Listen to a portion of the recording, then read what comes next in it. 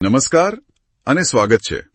ચાલો આજે આપણે ઝારખંડના મેડિકલ એડમિશન વિશે થોડી ઊંડાણપૂર્વક વાત કરીએ. નમસ્કાર. ખાસ કરીને જે વિદ્યાર્થીઓ 2025માં એમ કહીને કે એમબીબીએસ, બીડીએસ કે પછી આયુષ કોર્સમાં ઝારખંડમાં એડમિશન લેવાનું વિચારી રહ્યા છે. હા, એમના માટે આ ચર્ચા ખૂબ ઉપયોગી રહેશે. આપણી પાસે સોર્સ તરીકે ઓફિશિયલ વેબસાઇટ્સ છે, કેટલાક લેખો અને ગાઈડલાઇન્સ પણ છે. તો એના આધારે આપણે સમજીશું. બિલકુલ. આપણો મુખ્ય હેતુ એ જ છે કે વિદ્યાર્થીઓને ઝારખંડની મેડિકલ કોલેજો, આખી પ્રવેશ પ્રક્રિયા, કેટલી સીટો છે અને અગત્યનું એટલે કે 2025માં અંદાજિત કટ ઓફ શું રહી શકે છે એનું સ્પષ્ટ ચિત્ર મળે. હા, જેથી તેઓ અને એમના પરિવાર યોગ્ય નિર્ણય લઈ શકે. સાચી વાત છે. તો શરૂઆત એકદમ બેઝિક સવાલથી કરીએ. ઝારખંડ સ્ટેટ મેડિકલ એડમિશન માટે ઓપન છે કે ક્લોઝડ? આનો મતલબ શું છે? સારો સવાલ છે. જુઓ, ઝારખંડ સરકારી મેડિકલ કોલેજોની જે 85% સ્ટેટ કોટા સીટો છે ને, એના માટે તો ક્લોઝડ સ્ટેટ છે. ઓકે. એટલે કે આ સીટો ફક્ત ઝારખંડના ડોમિસાઇલ ધરાવતા વિદ્યાર્થીઓ માટે જ છે. બહારના રાજ્યના વિદ્યાર્થીઓ આ 85%માં એપ્લાય ના કરી શકે. અચ્છા. પણ હા, જે ખાનગી કોલેજો છે, જેમ કે લક્ષ્મી ચંદ્રવંશી મેડિકલ કોલેજ અને ડીમ્ડ યુનિવર્સિટી છે, મણિપાલ ટાટા, એમાં અમુક સીટો પર બીજા રાજ્યોના વિદ્યાર્થીઓ પણ આવી શકે છે. એટલે એ રીતે જોઈએ તો થોડું ઓપન પણ કહેવાય. એટલે સરકારી કોલેજ માટે તો ડોમિસાઇલ ફરજિયાત જેવું થયું. બરાબર. હવે કોલેજો અને સીટોની વાત કરીએ. ઝારખંડમાં ઓપ્શન્સ કેવા છે? ઝારખંડમાં અત્યારે 7 સરકારી મેડિકલ કોલેજો છે, જેમાં પહેલી જૂની અને જાણીતી રિમ્સ રાંચી, એમજીએમ જમશેદપુર, એસએનએમએમસી ધનબાદ, એ બધી મુખ્ય છે. આ બધી મળીને લગભગ અંદાજે 730 જેટલી એમબીબીએસ સીટો સ્ટેટ કોટામાં આવે છે. 730. ઓકે. આ ઉપરાંત એમ્સ દેવઘર પણ છે. ત્યાં 125 સીટો છે, પણ એનું કાઉન્સેલિંગ રાજ્ય સરકાર નથી કરતી. એ કેન્દ્ર સરકારની એમસીસી કરે છે, ઓલ ઇન્ડિયા કોટા જેવું. બરાબર, એ અલગ થયું. અને પ્રાઇવેટ સેક્ટરમાં શું છે? પ્રાઇવેટમાં એક છે લક્ષ્મી ચંદ્રવંશી મેડિકલ કોલેજ, એમની પાસે 100 સીટો છે. અને બીજી છે મણિપાલ ટાટા મેડિકલ કોલેજ, જમશેદપુરમાં. એ ડીમ્ડ યુનિવર્સિટી છે. હા. એમની પાસે 150 સીટો છે. અને એમાં એક રસપ્રદ વાત એ છે કે એ 150માંથી 25 સીટો ઝારખંડ સ્ટેટ કોટા માટે રિઝર્વ્ડ છે, જેનું કાઉન્સિલિંગ પાછું રાજ્યની એજન્સી JCECEB જજ કરે છે. અચ્છા, એટલે મણિપાલની બધી સીટો એમસીસી થી નથી ભરાતી? ના, 25 સીટો JCECB થી ભરાય છે. એટલે કુલ મળીને એમબીબીએસની લગભગ 1100 થી થોડી વધુ સીટો થાય ઝારખંડમાં. અને બીડીએસ કે પછી આયુષ? હા, બીડીએસ માટે પણ લગભગ 363 જેટલી સીટો છે.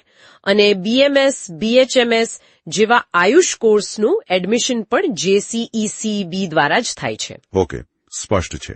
હવે એડમિશન માટે નીટ યુજી તો કમ્પલસરી છે, ખરું ને? હા, બિલકુલ. નીટ યુજીમાં ક્વોલિફાય થવું એ પહેલી શરત છે. અને આ JCECEB અને એમસીસી, એમની ભૂમિકા જરા સમજાવશો? ચોક્કસ. JCECEB એટલે Jharkhand combined entrance competitive examination board. આ રાજ્યની કાઉન્સિલિંગ ઓથોરિટી છે. એ લોકો 85% સરકારી કોટા, પ્રાઇવેટ કોલેજની જે સ્ટેટ કોટા સીટો હોય એ, અને પેલી મણિપાલ ટાટાની 25 સ્ટેટ સીટો, એ બધાનું કાઉન્સિલિંગ કરે છે. અને એમસીસી? એમસીસી એટલે મેડિકલ કાઉન્સિલિંગ કમિટી. એ નેશનલ લેવલ પર કામ કરે છે. એ 15% ઓલ ઇન્ડિયા કોટા, એઆઈક્યુની સીટો અને IAIMS જેવી કેન્દ્રીય સંસ્થાઓનું કાઉન્સિલિંગ સંભાળે છે. બરાબર. તો આખી પ્રોસેસ કઈ રીતે થાય? ધારો કે કોઈ વિદ્યાર્થીનું નીટ રિઝલ્ટ આવ્યું પછી? હા, રિઝલ્ટ પછી જે વિદ્યાર્થીઓ ક્વોલિફાય થયા હોય અને યોગ્યતા ધરાવતા હોય, એમણે JCECEB ની વેબસાઇટ છે, jceceb.jharknd.gov.in, એના પર ઓનલાઈન રજીસ્ટ્રેશન કરવાનું. ઓકે. એ રજીસ્ટ્રેશનના આધારે સ્ટેટ મેરિટ લિસ્ટ બને. પછી આવે છે ચોઇસ ફિલિંગ અને લોકિંગ, એટલે વિદ્યાર્થી પોતાની પસંદગીની કોલેજો ભરે અને એને લોક કરે. ત્યારબાદ અલગ અલગ રાઉન્ડ થાય. રાઉન્ડ 1, રાઉન્ડ 2, મોપઅપ રાઉન્ડ, રાઉન્ડ 3 અને છેલ્લે જો સીટો ખાલી રહે તો સ્ટ્રી વેકેન્સી રાઉન્ડ. અચ્છા, ઘણા રાઉન્ડ હોય છે. હા, જેમાં મેરિટ અને ચોઇસ પ્રમાણે સીટ એલોટ થાય. સીટ મળે એટલે ડોક્યુમેન્ટ વેરિફિકેશન કરાવવાનું અને જે તે કોલેજમાં જઈને રિપોર્ટિંગ કરવાનું. અને આ બધું ક્યારે થાય અંદાજે 2025 માટે?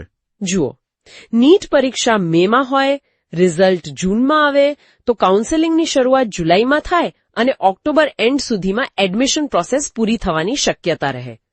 ઠીક છે. યોગ્યતા માટે બીજું શું ધ્યાન રાખવાનું? ઉંમર, માર્ક્સ? હા, નીટ ક્વોલિફિકેશન તો છે જ. ઉંમર 31 ડિસેમ્બર 2025ના રોજ 17 વર્ષ પૂરા થયેલા હોવા જોઈએ અને ધોરણ 12માં ફિઝિક્સ, કેમિસ્ટ્રી, બાયોલોજી કે બાયોટેકનોલોજી અને અંગ્રેજી વિષય હોવા જોઈએ. માર્ક્સ કેટલા? જનરલ કેટેગરી માટે પીસીબીમાં એગ્રીગેટ 50% અને અનામત વર્ગ એટલે એસસી, એસટી, ઓબીસી માટે 40% અને પેલું ડોમિસાઇલનું તો યાદ રાખવાનું જ 85% સ્ટેટ કોટા માટે. બરાબર. હવે આવીએ સૌથી અગત્યના મુદ્દા પર, કટ ઓફ. 2025માં શું અપેક્ષા રાખી શકાય? શું ખરેખર કટ ઓફ થોડું નીચે જઈ શકે? હા, એવી વાતો ચાલી રહી છે અને કેટલાક એનાલિસિસ પણ એવું કહે છે. જો નીટ 2025નું પેપર 2024 કરતા એમ કહીએ કે થોડું અઘરું રહે તો કટ ઓફ ચોક્કસપણે થોડું નીચે આવી શકે. તો ઝારખંડ સ્ટેટ કોટા માટે સરકારી એમબીબીએસમાં કેટલો સ્કોર ટાર્ગેટ કરવો જોઈએ? અંદાજિત કહું તો જનરલ કેટેગરી માટે 500 થી 520 કે તેથી વધુ.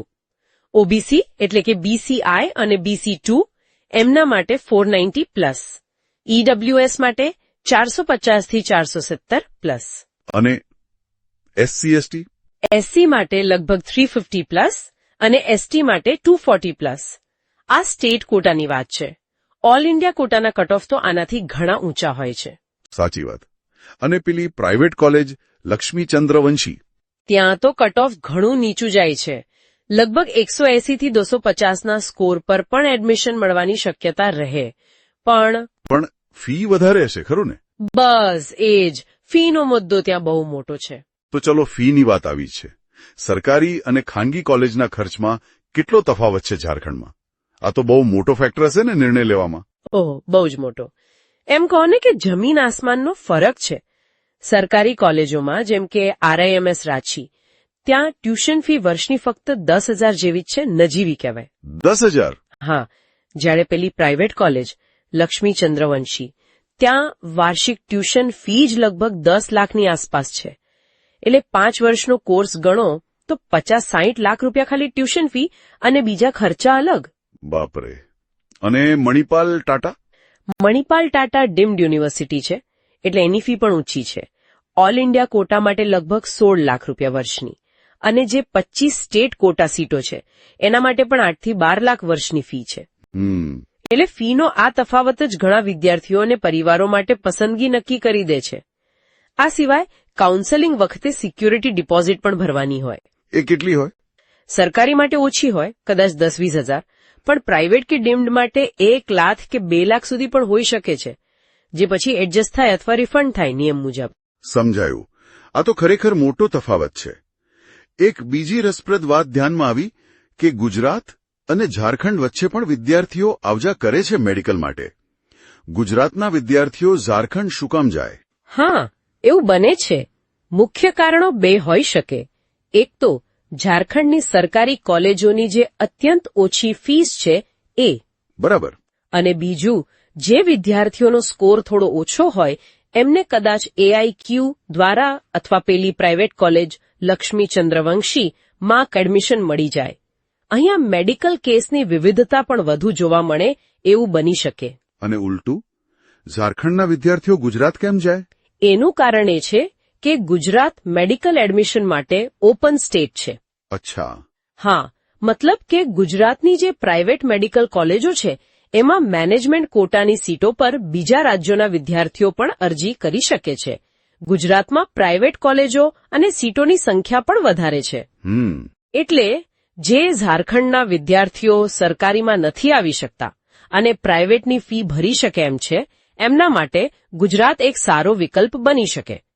ગુજરાતની ટોચની કોલેજોમાં તો બીજે medical Ahmedabad, government medical college Surat વગેરે આવે જ છે. ઓકે, હવે છેલ્લે ઝારખંડમાં એડમિશન લેતી વખતે બીજી કઈ બાબતો ધ્યાનમાં રાખવા જેવી છે, જેમ કે રિઝર્વેશન, ડોક્યુમેન્ટ્સ, રહેવા જમવાની સગવડ? હા, ઝારખંડની રિઝર્વેશન પોલિસી પ્રમાણે એસટી કેટેગરી માટે 26%, એસસી માટે 10%, BC1, OBC જેવું માટે 8%, BC2 માટે 6% અને EWS માટે 10% અનામત છે. ઓકે. ડોક્યુમેન્ટ્સ તો બધા તૈયાર રાખવા જ પડે. NEET score card, admit card, domicile certificate જો લાગુ પડતું હોય, કાસ્ટ સર્ટિફિકેટ, 10મા-12માની માર્કશીટ, ફોટા, આ બધું. અને હોસ્ટેલ? મોટાભાગની સરકારી અને ખાનગી કોલેજોમાં હોસ્ટેલ અને મેસ ભોજનની સુવિધા હોય છે, પણ એની ફી સામાન્ય રીતે ટ્યુશન ફી ઉપરાંત અલગથી ભરવાની રહે છે. એ કોલેજ પ્રમાણે અલગ અલગ હોય. અને કોઈ બોન્ડ જેવું છે, સર્વિસ બોન્ડ? ના, એ સારી વાત છે કે ઝારખંડમાં હાલ કોઈ કમ્પલસરી રૂરલ સર્વિસ બોન્ડ નથી. પણ હા, જો તમે કોર્સ વચ્ચેથી છોડી દો તો ડિસકન્ટિન્યુએશન બોન્ડ લાગુ પડે છે, જે લગભગ 3 લાખ રૂપિયાનો છે. અચ્છા, એ ધ્યાન રાખવું પડે. ખૂબ સરસ. તો આખી વાતનો સાર એ છે કે ઝારખંડ મેડિકલ એડમિશન માટે ઘણા વિકલ્પો આપે છે.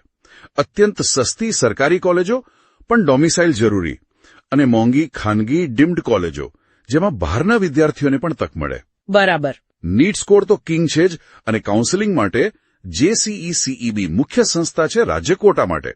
2025માં કટ ઓફ કદાચ થોડું નીચે જાય, જે સારી વાત છે, પણ ફીનો મોટો તફાવત એ બહુ મોટો નિર્ણય લેવડાવનાર ફેક્ટર રહેશે. અને અંતે એક વિચારવા જેવો મુદ્દો મૂકીને જઈએ.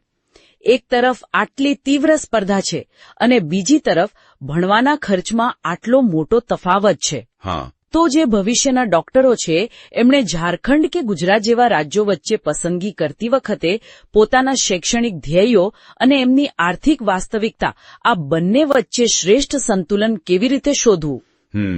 મહત્વનો પ્રશ્ન છે. અને આજના નિર્ણયની લાંબા ગાળે શું અસર થઈ શકે, જેમ કે ભવિષ્યમાં રેસિડેન્સી માટે કે પછી પ્રેક્ટિસ કરવા માટે કયું રાજ્ય વધુ અનુકૂળ રહેશે? આના પર દરેક વિદ્યાર્થી અને પરિવારે ચોક્કસપણે વિચાર